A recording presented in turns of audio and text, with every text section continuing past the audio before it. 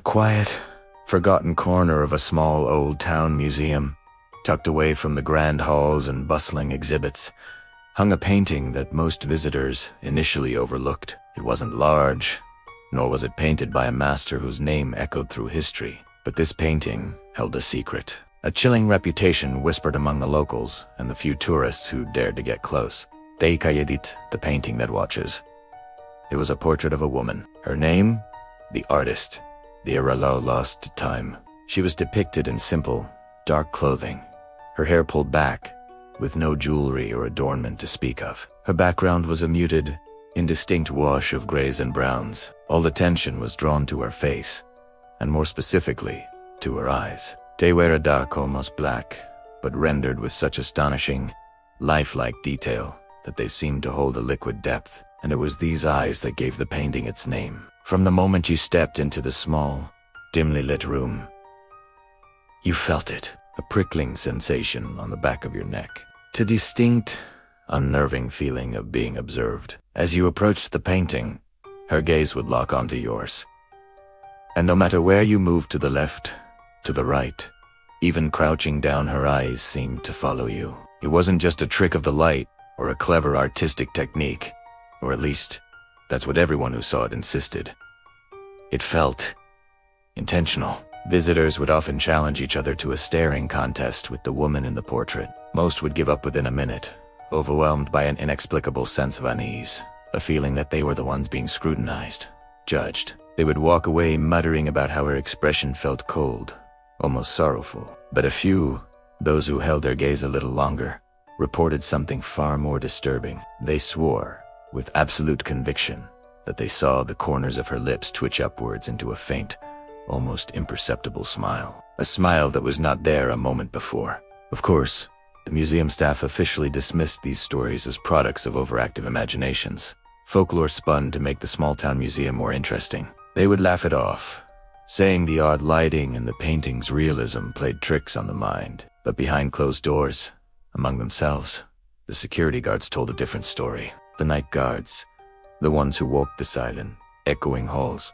after the last visitor had gone home, were the most adamant. They were the ones who had to make their rounds, their flashlight beams cutting through the darkness, and every night they dreaded passing that particular room. Several guards, over many years, reported the same bizarre phenomenon. They would lock up, ensuring every frame was perfectly straight, every exhibit untouched. Yet, the next morning, the painting would be different.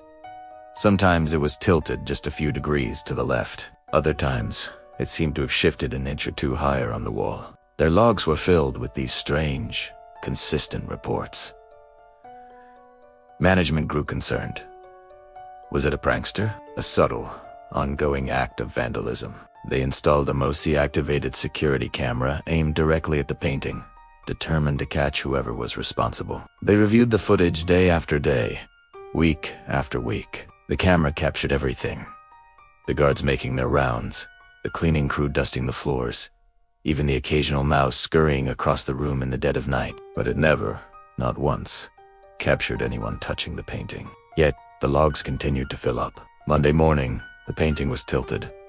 Wednesday, it was centered again. The video footage showed nothing. The painting would be perfectly straight one moment, and in the very next frame, it would be askew, with no discernible movement in between. It was as if it was moving in the blink of an eye, in the fractions of a second between the camera's frames.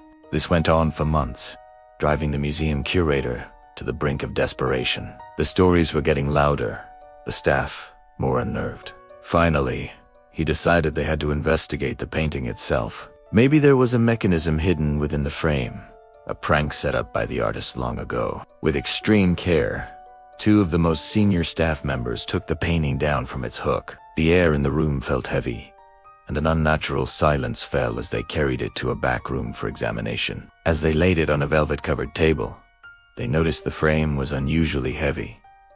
It was old, carved from a dark, dense wood. They began to carefully inspect it, looking for any seams, hinges, or hidden switches. There was nothing. It was just a solid, old piece of wood. But then, one of them noticed a small, loose piece of the backing paper. It was peeling away at the corner. His curiosity piqued. He gently pulled at it. Beneath the paper, tucked into a small, carved-out recess in the wooden frame, was a tiny, folded piece of parchment, yellowed with age. With trembling hands, the curator unfolded it. On the parchment, written in a spidery, faded ink script, were just 10 words. A simple, chilling message that made the blood run cold in their veins. It read, "If you stare long enough, she will stare back." A wave of dread washed over them. This wasn't a prank. This was a warning. The stories from visitors, the guards, logs, the impossible movements on the security tapes, it all clicked into place with a horrifying finality. They were not just looking at a painting. Something was looking out. That very day, the decision was made. The painting was too dangerous, too unsettling to remain on public display. They couldn't risk the psychological effect it had on people, nor could they explain the paranormal events surrounding it. Without any public announcement, the painting that watches was removed from the gallery wall. The space it occupied was left bare for a while, a stark reminder of its absence, before another, more benign landscape took its place. The painting itself was carefully wrapped in thick cloth, placed in a custom-built wooden crate, and locked away in the museum's deepest, most secure storage vault, a climate-controlled concrete room in the sub-basement reserved for the most delicate and valuable artifacts. The staff breathed a collective sigh of relief. The problem, they believed, was solved.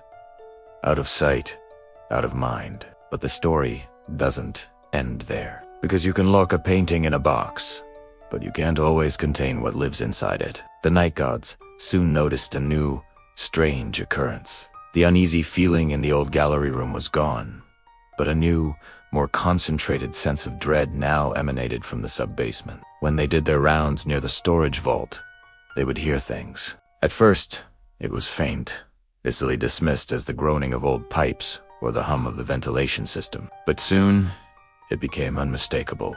A soft, feminine laughter, echoing from behind the thick steel door of the vault. It was quiet, almost musical, but filled with a chilling amusement. They would press their ears to the cold metal of the door, listening, their hearts pounding in their chests. The laughter would come and go, sometimes lasting for a few seconds, other times seeming to echo for minutes on end.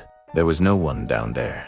The vault was locked from the outside, with only one key, which was kept in the curator's office.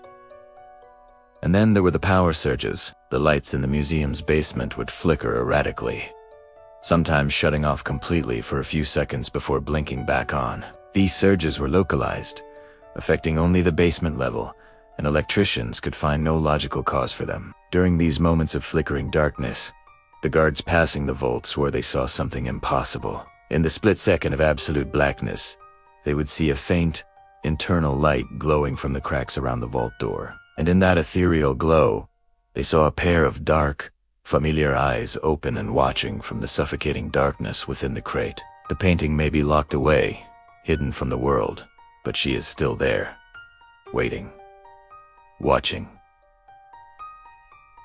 And sometimes, when the silence of the night is deep enough, and the lights begin to fail, she opens her eyes again, perhaps wondering when someone will come and stare long enough to let her out. What do you think?